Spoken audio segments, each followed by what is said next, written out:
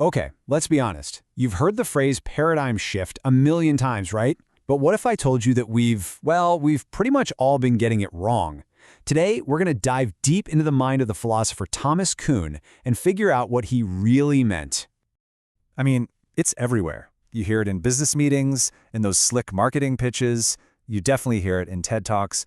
But the way we throw that phrase around today, it's a universe away from Thomas Kuhn's original idea, which was, honestly, way more radical. All right, so first up, let's look at how this super specific idea from the philosophy of science just exploded into this everyday buzzword that everybody uses. You know, it's a pretty wild journey. From a niche philosophical term to a corporate cliché.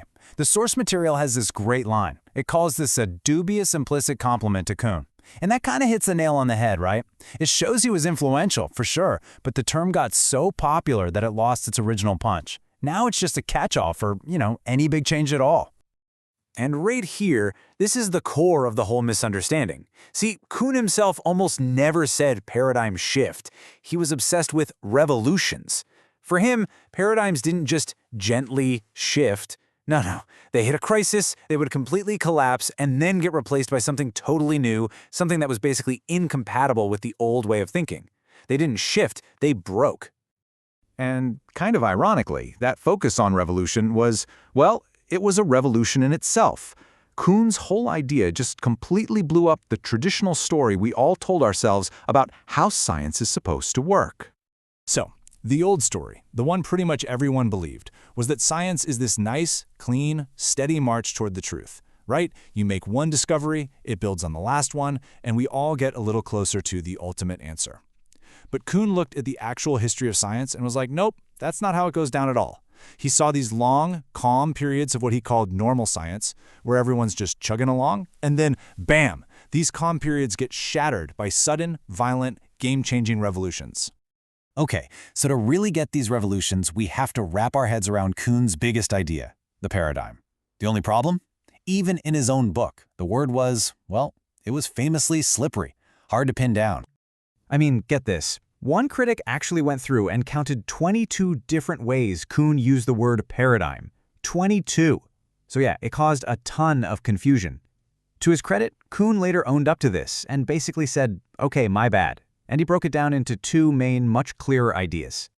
The first one is the big picture sociological definition. He called it the disciplinary matrix.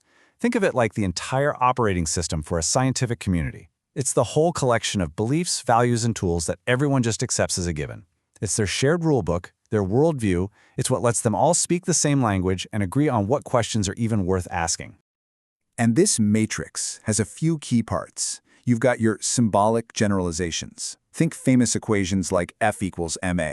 Everyone just knows what it means. Then you have shared models, these helpful analogies, like picturing atoms as tiny little billiard balls bouncing around. And finally, you have shared values. The stuff everyone agrees on, like our theories should be accurate or they should be simple. All this stuff is basically the glue holding an entire field of science together. Now, this is the second meaning, and Kuhn himself said this one was even deeper. A paradigm is also an exemplar. What's that? It's those classic textbook problems that every student has to grind through. You know the ones. When you solve those problems over and over, you're not just memorizing a formula. You're actually being trained to see the world like a physicist or a chemist. It's like you're absorbing this tacit knowledge, this gut feeling for how to do science in that field. Okay, so now that we have a better handle on what a paradigm is, we can finally look at Kuhn's model for how science actually changes. And remember, it's not a straight line pointing up. It's a cycle, a boom and bust cycle, really. So here's the four-stage cycle Kuhn laid out. You start with normal science. This is when everything's going great. Scientists are just solving puzzles using the rules of the current paradigm. But then, an anomaly pops up, a weird result that just doesn't make sense, and no matter what they try, they can't solve it. If that anomaly sticks around, the whole field enters a crisis. Confidence starts to crumble. And that crisis paves the way for a revolution, where a totally new paradigm comes along, solves the pesky anomaly, and boom, the whole cycle begins again. And this brings us right back to the main point, the thing everyone gets wrong. Moving from an old paradigm to a new one is not a software update. It's a complete wipe and a fresh install of a totally different operating system. It's a clean break. This quote from Kuhn just nails it. He called this idea incommensurability, which is a mouthful, I know, but the idea is simple. He said scientists working in different paradigms are basically like members of different language communities. They might use the same words like mass or space, but the words mean fundamentally different things to them. They're talking past each other. They literally see different things. So think about it.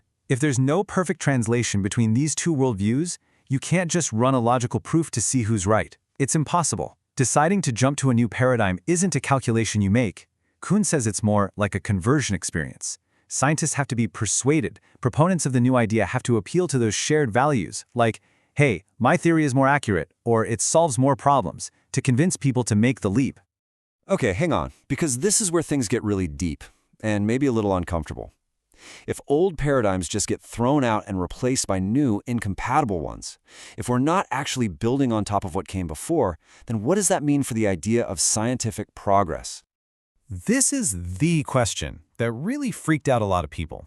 I mean, if we're not getting closer to the truth of how the universe works, if Einstein's theories aren't truer than Newton's, just different, then are we even making progress at all? Is it all just a myth? So, what did Kuhn say? His answer might surprise you. It was a clear, firm no. He absolutely believed in scientific progress. He just had a completely different way of defining it. See, for Kuhn, progress has nothing to do with getting closer to some capital T truth about reality. It's about building better and better tools. A new paradigm is better than an old one if it's more powerful, if it can make more accurate predictions, if it can solve more of nature's puzzles. For him, scientific progress is all about science becoming a more and more effective puzzle-solving machine. The perfect analogy here is Darwinian evolution. Think about it. Evolution creates organisms that are incredibly well adapted to their environment, right? But evolution isn't moving towards some perfect final creature. There's no end goal. Kuhn saw science the exact same way. It's a process that moves away from less effective paradigms and becomes more specialized and powerful over time, but it isn't evolving toward anything. And that leaves us with this really big, fascinating, and maybe kind of unsettling question that sits at the very heart of Kuhn's work. Can you really have progress if you're not getting closer to the truth? It totally challenges our most basic assumptions about what science even is, asking us to imagine a world where we're always moving forward, but without any final destination in sight.